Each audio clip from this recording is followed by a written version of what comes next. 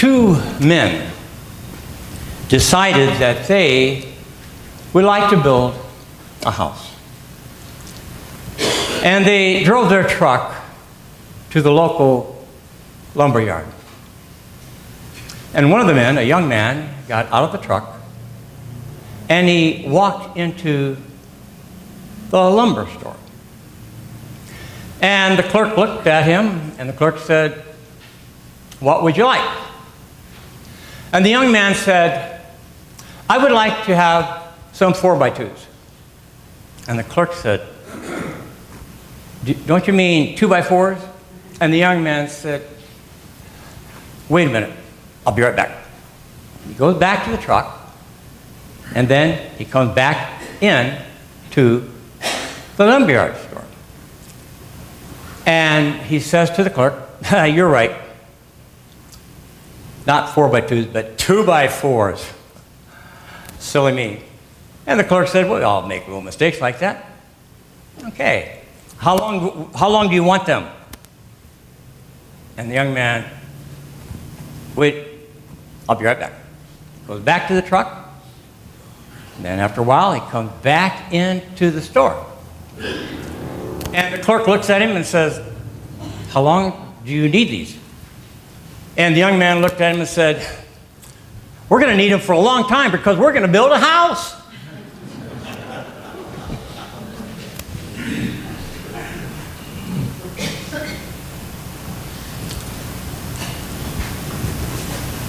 Once upon a time, a long, long time ago, in a far, far, far away land, there were 3 little pigs.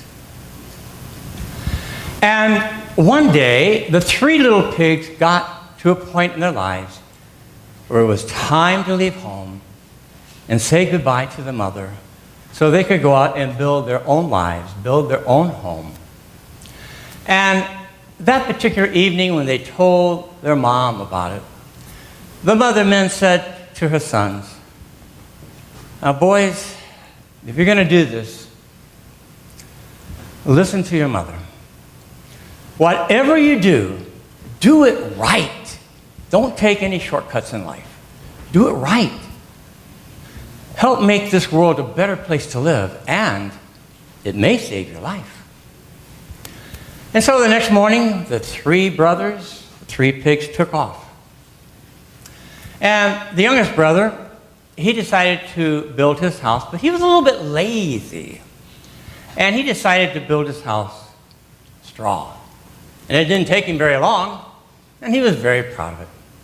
The second brother thought he could do better than that, but not much more, so he built his house with sticks.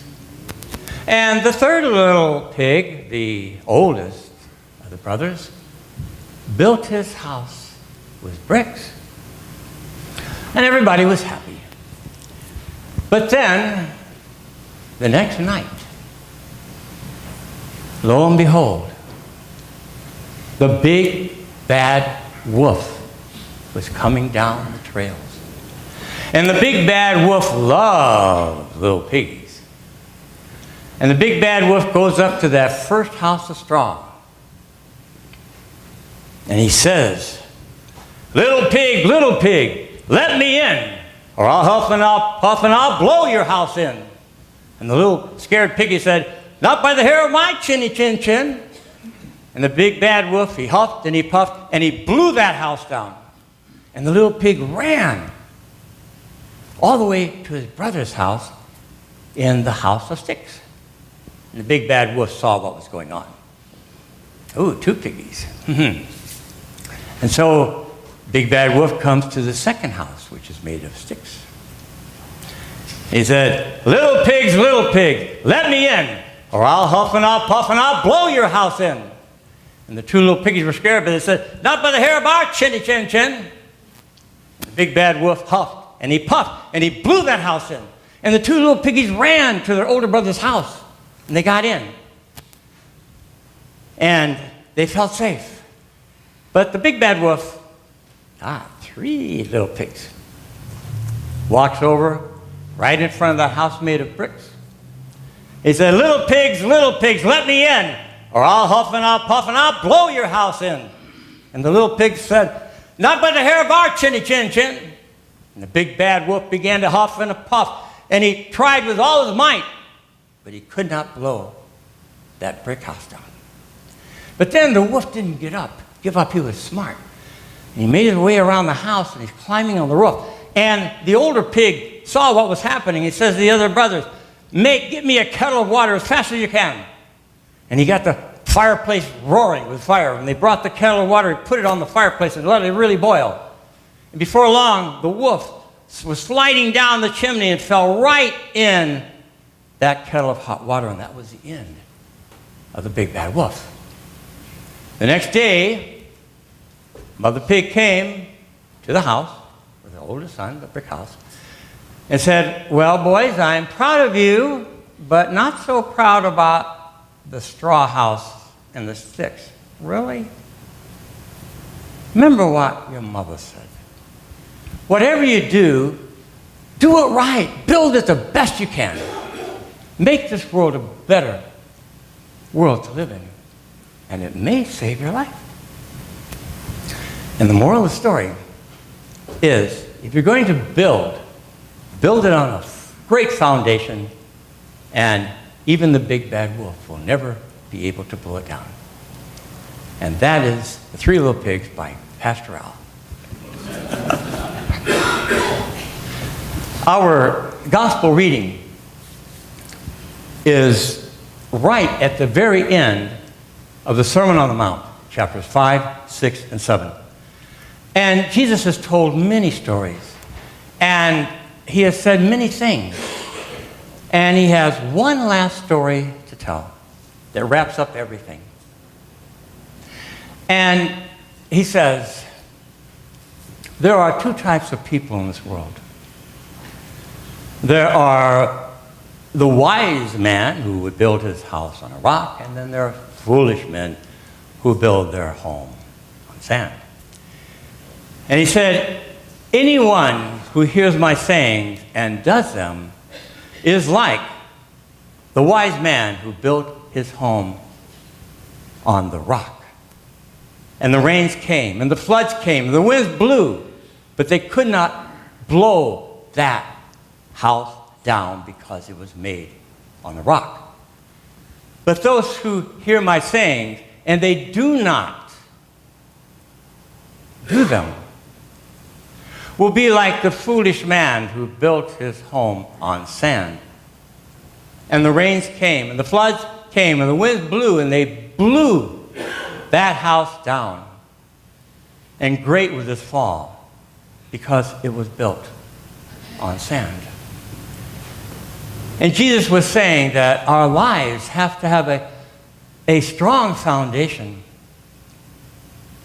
And when we look at 1 Corinthians 3:11, it tells us that Jesus is the rock. And that if we build our lives on Jesus, that God will be with us. Because there's storms in life that we all go through. God never said or promised us a rose garden. We will have storms in our life. But God said, I will be with you every step of the way. And no matter what happens, I will be with you and never leave you. And we look at that story, and it should touch our heart. But when we build anything, we have to always make sure it's on a strong foundation. In 1174,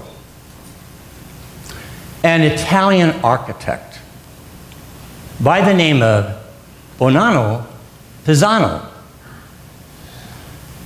built a structure that would be soon called the Leaning Tower of Pisa. It took 176 years to build. It was 185 feet tall, and it has stood for 800 years. But there was one little problem. And it didn't take long to find out somebody made a mistake. Before long, the tower began to tilt. And they looked and they could see that the ground was too shallow. It wasn't strong enough for such a big structure. And the tower began to tilt and tilt and tilt. And during the course of 800 years, they have tried everything they can think of to right it, but they can't. It is 18 feet tilting from where it should be. And the experts say that any day it's going to collapse. All because it was not built on a strong foundation. And when we look at our individual lives, we think about how do we build, or what were we built? Were we built on a strong foundation?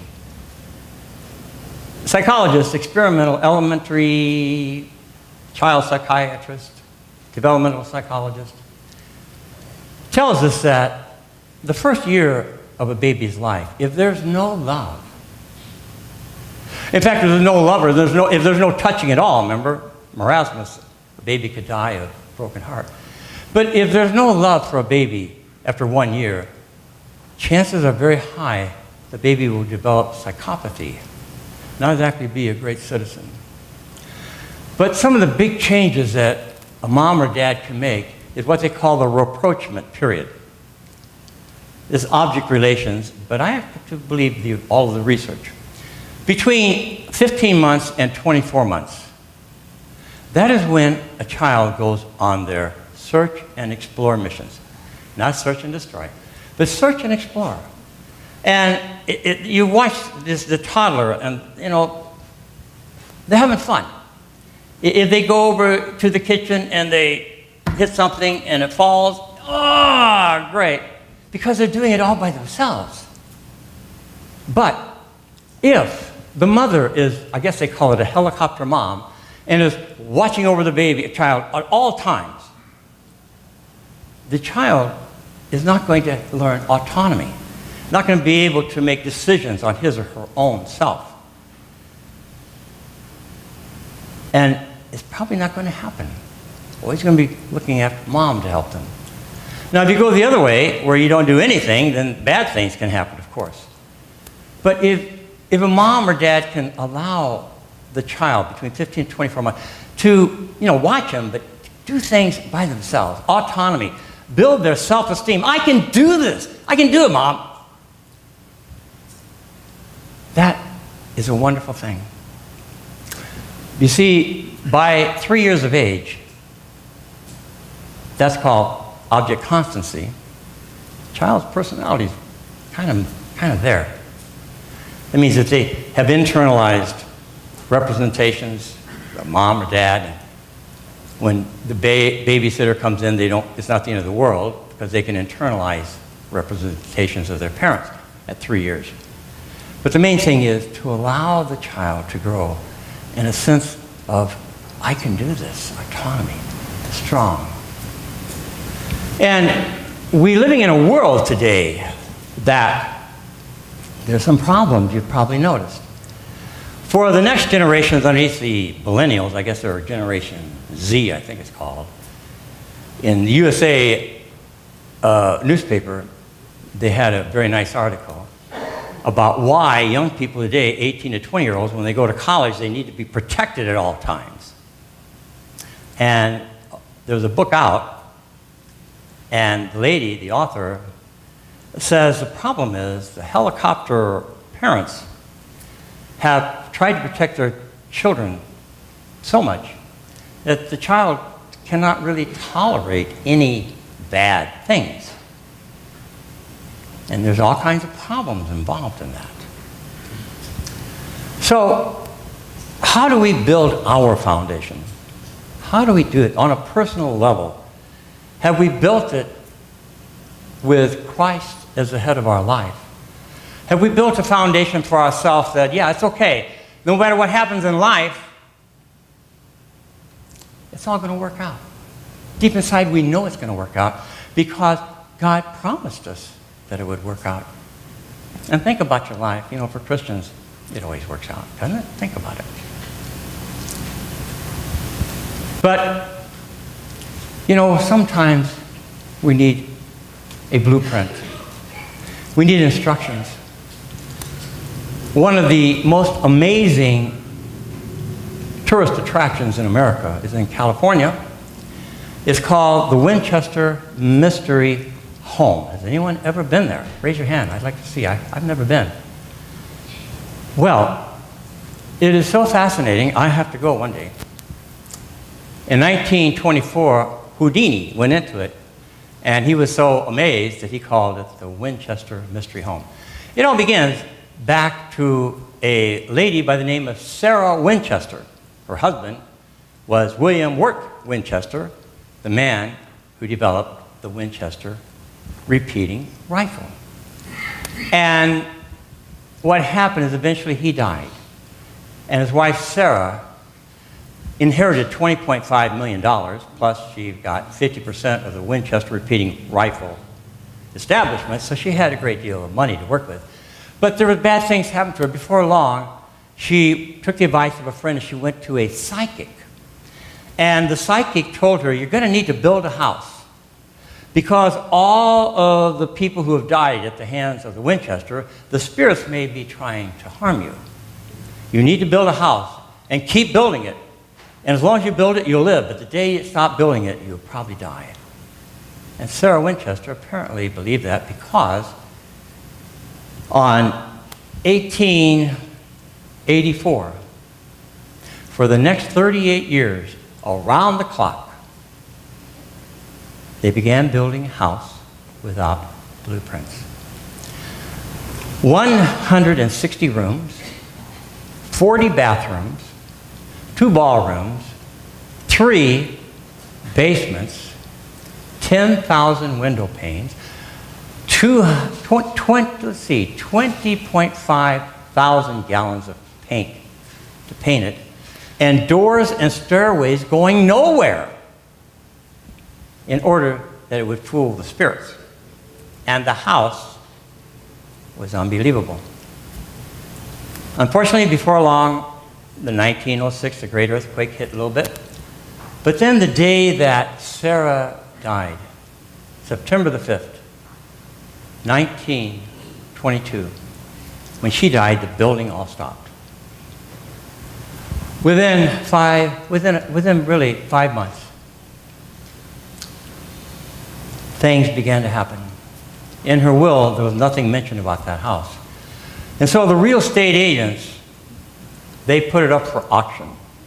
But they knew, no, it's useless. It's a house that goes nowhere. And it's haunted.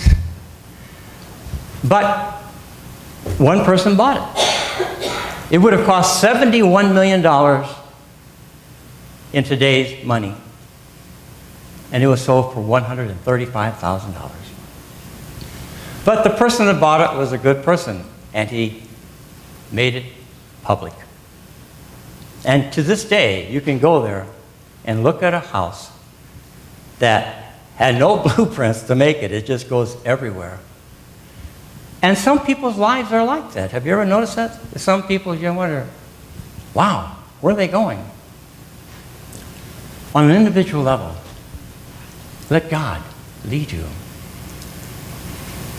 On a national level, it's very important too. You all remember King David, a man after God's own heart. A great man. And in Psalm, the 11th chapter, verses 1 to 3, David is writing to God. He's really whining away. And he says, I'm not going to flee, I'm not going to run away. But the foundations are being destroyed. What will the righteous do? Let me give you a little background. We all remember the story of David and Goliath. David killed Goliath. But what happened changed everything. after David killed Goliath, all the women throughout everywhere, they began singing, King Saul killed his thousands, but David killed his tens of thousands. And King Saul was very jealous. And from that point on, he's going to kill David. And the Bible tells for the next few years, Saul does everything he can to try and kill David. And David has to flee. He loses his wife. He loses his home. He loses his everything. Everything is falling apart. And David is on the run for years. And that's why David, when he writes this to God, he's reflecting on the entire kingdom. Everything is going to pot. King Saul's out of control. And that's what he says. If the foundations are being destroyed, what will the righteous do? What will they do? When we look back at our nation, we have the greatest nation in the world. But our nation was built on a strong foundation of law, of order, of integrity, of trust, of honor, of generosity, morality. It was strong. Our nation was without question the strongest nation in the world. But over time, things have begun to happen. You may have noticed it lately. All of a sudden, those pillars, that strong foundation of the greatest nation, the pillars of truth, of morality, integrity, honor, faithfulness, are being replaced by greed. Is destroying our nation. Morality, lack of truth, and on it goes. And David would say, our foundation is being destroyed. What will the righteous do? And David said, the righteous must pray. Pray to God that once again our nation will be strong on the principles that it was built on. That again, our nation, to pray for God to bless our nation. That once again we can have a nation based on honor and truth and love and integrity and law and order. And having God as our God, our foundation, our rock. We have a moral compass. And to make not just our nation a great nation under God, as it was meant to be, but that we could be a guiding light to every country in the world for the purpose of God's great commandment, to love God, to love neighbor, world peace. And it's God's world. And we have to pray to make our nation, our neighbors, ourselves, our family, a foundation, strong, unbendable, unbreakable, with God as our foundation, and Christ as our compass, and the Holy Spirit to give us power and direction. Amen? Amen. Amen.